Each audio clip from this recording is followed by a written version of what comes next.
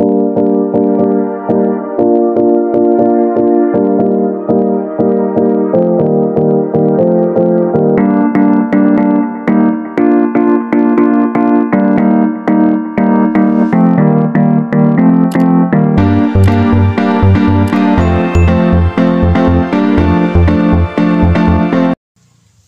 magandang araw po sa ating lahat mga kababayan, at bago tayo magpatuloy, huwag pong kalimutan mag-subscribe, share and comment. Ganun din mga ka-TH, pakipindot na rin ang notification bell para update ka sa lahat po ng aking video. Ito na mga ka-TH, at aking i-demo sa inyo kung paano hanapin yung entrance ng tunnel sa bundok na ginawa ng Hapon. Ito man ay bukas o sarado. At mga ka-TH, sa paggamit ko ng aking ginawang long range locator ay ipakikita ko rin sa inyo kung ang tunnel ay hanggang saan nagtatapos at kung saan ang simula. Ganon din mga ka-TH kung saan ito nakatapat. Mga ka-TH, bago ko ipakita sa inyo at ang mapapanood yung video ay bibigyang isang paghahalimbawa. Katulad ito ng isang tunnel sa bundok na may simula at hangganan. Sa madaling salita mga ka-TH, entrance at end ng tunnel. Ito mga ka-TH ay matagal ko nang ginagawa at maraming beses ko nang nasubukan. At ganoon na rin mga ka-TH, ang magiging katuwang ng aking long range locator para ma-detect yung entrance ng tunnel ay itong ginawa kong Japanese one. Yan mga ka-TH.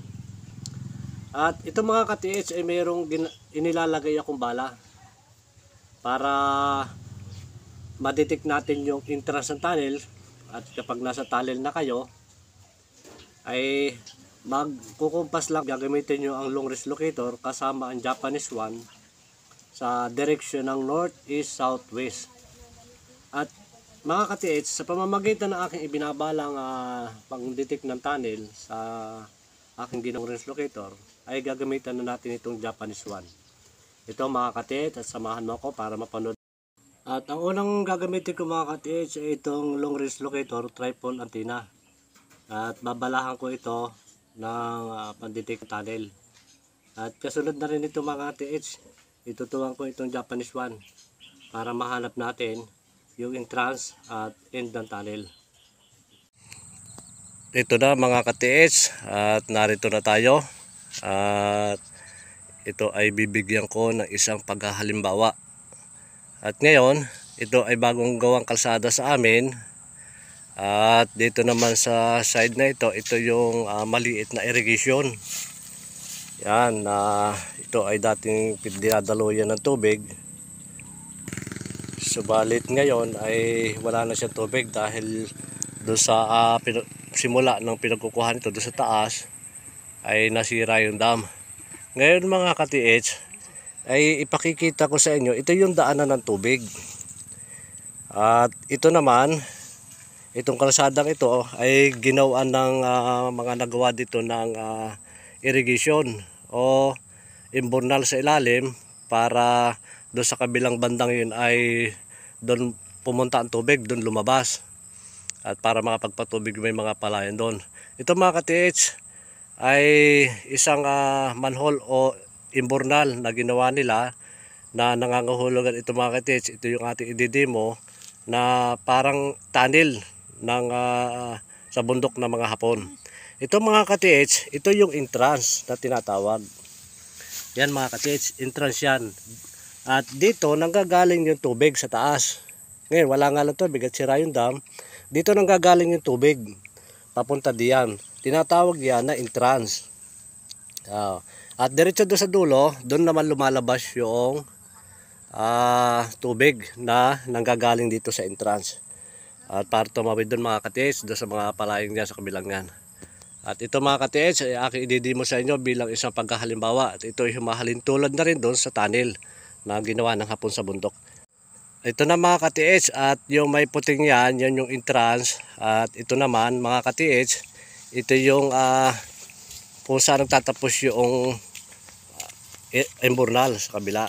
Yan, dyan mga ka-TH lumalabas yung tubig papunta dyan sa lugar na yan. Ito na mga ka-TH, at Panoorin mo lang ako sa aking video, sa aking ididemo sa inyo. Sa pamamagitan ng aking long range locator, triple antenna, ay hahanapin natin yung entrance. Ito yung entrance, yung may plastic at puti. At ito naman yung labasan ng tubig. Yan mga katiits, labasan ng tubig yan. Mga katiits, sa pamamagitan ng long range locator, triple antenna, ay ipakikita ko sa inyo kung paano siya dumitik ng entrance at saka in the tunnel. Ito mga katiits, sa pamamagitan na ito sikretong pambala para maharap natin ang tunnel. At ito mga katiits ay ilulocate ng ating triple antenna. Tara mga katiits. Yan. Pag-locate mga katiits ng tunnel sa pamamagitan ng ating ibinabala para mahanap yung tunnel. Yan. Pag ako sumanap mga katiits, ganito ang mangyayari yan. Yan.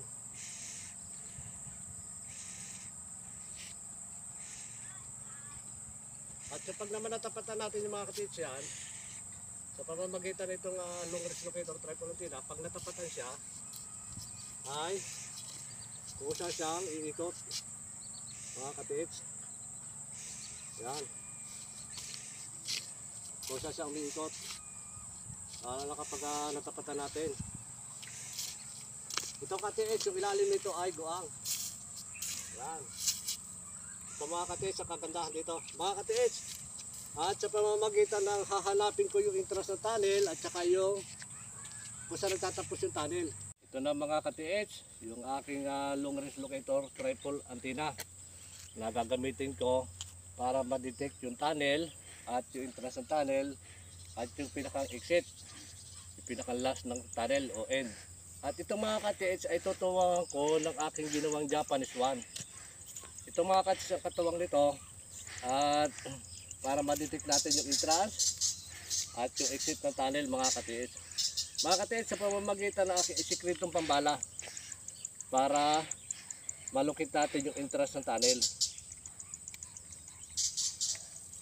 Yan mga katiits. At ito mga katiits, ang Japanese one kong ito, kapag nilagay ko dito sa gitna ng aking paa, ang ituturo nito mga katiits yung entrance. Kahit pa mga katiits anong gawin, entrance na ituturo nito kahit pa isarado o bukas. At kapag naman ito mga katiits, inilagay ko sa bandang kaliwa ko, ituturo nito yung exit o pinakang hangganan ng tunnel. Mga katiits, panoorin mo ako. Ito mga katiits ay aking ilalagay dito sa gitna. Yan. Ang ituturo nito mga katiits ay entrance ng tunnel. Yan, sa pamamagitan ng ating ibinabala. Entrance ng tunnel mga katiits. Yan. At ito naman mga katiits, kapag inilagay ko dito sa kaliwang bahagi ko, ang ituturo niyan mga katiits ay exit. Yan. Yan mga katiits. At kahit ako mga katiits ay narito sa bandang exit. At ari inilagay ko sa bandang kanan na gitna. Sa gitna kong bahagi ng paa. Ang ituturo niya mga katiits, entrance pa rin. Yan. Entrance pa rin dyan mga katiits. At kahit ako na dito sa side view mga katiits, ilalagay ko ito sa bandang kaliwa ko. Ang paghanap ito mga katiits ay exit. Yung pinakasarado ng tunnel, pinakahulihan ng tunnel. Yan. At dito mga katiits, ang hanapin ko ay exit. Yan, nasa parte kaliwa ko. Oh. Yan. Ito ko tuloy. At dito mga katiits, kapag nilagay ko ito sa gitnang bahagi, sa pagitan, ang ituturo nito mga katiits ay entrance. Yan. Ito ang kagandahan mga katiits ng aking ginawang Japanese one at long range locator. Mga katiits, kahit ako'y malayo, kapag hinanap ko ang tunnel, yan mga katiits, kapag ito yung nasa unang bahagi ko, unang paa, Ang mangyayari ng mga katiits, ang detection niyan, ganyan. Dulo at entrance, ang inilulukit nito. Yan. Ito na mga katiits. At kapag naman atin siyang natapatan, ay kusa siyang iikot. Yan. Iikot siya mga katiits. Ito yung ating ginawang tripod antenna. Yan. Basta mga katiits, nakatapat yan. Malakas siya. Yan. At ngayon, ito mga katiits, itong aking ginawang ito, kapag nilagay ko dito sa side